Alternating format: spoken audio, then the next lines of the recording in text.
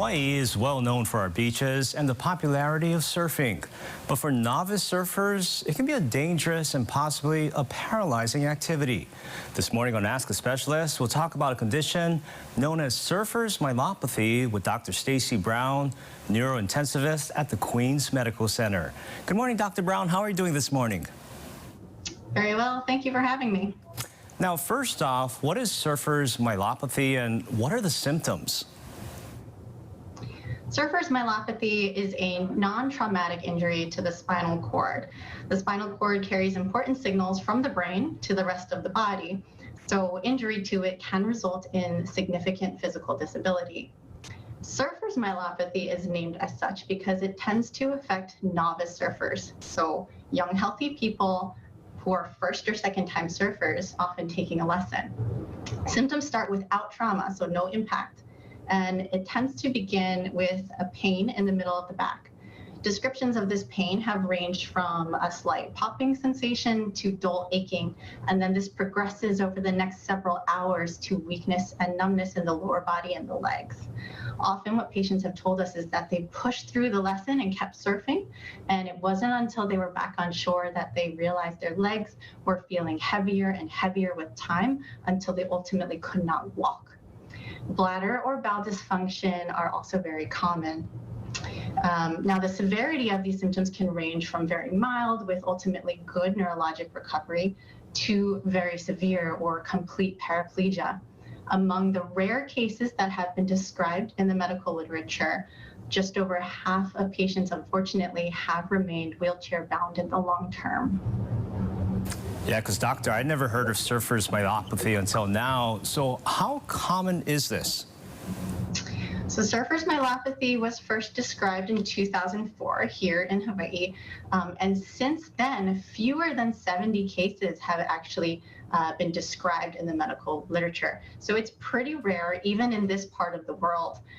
That said, we do suspect that the incidence is actually higher due to unreported cases or injuries that are similar and should be thought of in an analogous way, but just happen outside of surfing in other sports that present similar risk factors. And doctor, what are some of the treatment options available?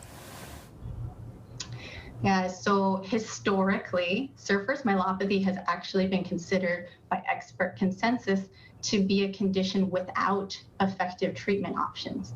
It's important to recognize, though, that this consensus developed over the last 20 years in the setting of such rarity, so few opportunities to rigorously study and test therapeutic options.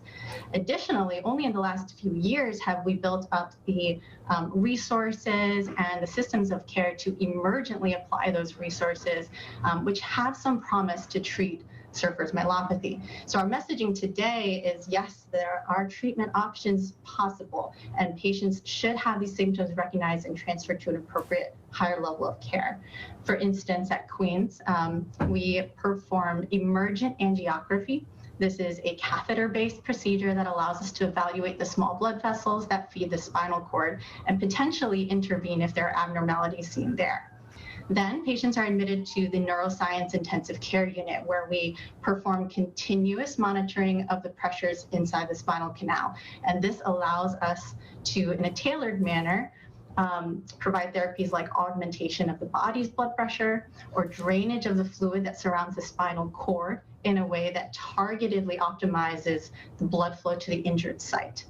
In addition to these acute therapies, it's also important to recognize the importance of physical therapy started early and spinal cord rehabilitation for long-term recovery. And finally, Dr. Brown, are there ways to prevent surfer's myelopathy? Yeah, so again, we are actively learning a lot about surfer's myelopathy, but based on what we know so far and the most widely agreed upon theories for the mechanism of injury, we hypothesize that the predisposing positions and maneuvers have to do with hyperextension of the back, so arching of the back, either in a prolonged or abrupt manner. So for anyone who's surfed, you might be able to imagine a lot of beginner surfers spend a long time in that prone position or belly down on the board. both for paddling and often while they're idling also. They want to be poised and ready for that next wave. And this is a position that's different from what we often see more advanced surfers take, right? Between sets, they're often sitting up, loose, relaxed, stretching. So our advice to beginner surfers certainly does include things like sitting up while idling, breathing, right? So you're not holding your breath and bearing down during movements or during the pop-up. And certainly do not ignore back pain. I've had a patient actually tell me that he expressed the pain to his surf instructor, and he was advised, hey, surfing hurts, you're going to be sore. And so he pushed through. So there definitely is opportunity to raise awareness as you are doing, so that both people learning to surf and their instructors can recognize these symptoms immediately and get them to the care that they need. Yeah, don't underestimate that pain. You just gotta learn how to sit up on the board when you're idling and try to relax. Now, to learn more about the services being offered by the Queens Neuroscience Institute, you can visit their website at www.queens.org. Click on Services, then click on Neuroscience Institute. Or you can give them a call at 808-691-8866 for the Punchbowl location, or 808-691-3135 for the West Oahu location. Thank you very much, Dr. Brown, this morning for your time, and have a great day. You too.